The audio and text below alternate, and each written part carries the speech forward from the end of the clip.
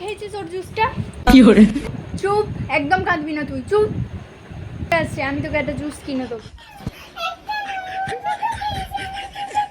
ঠিক আছে, আমি তোকে দুটো জুসই কিনে দেবো, এবার চুপ কর।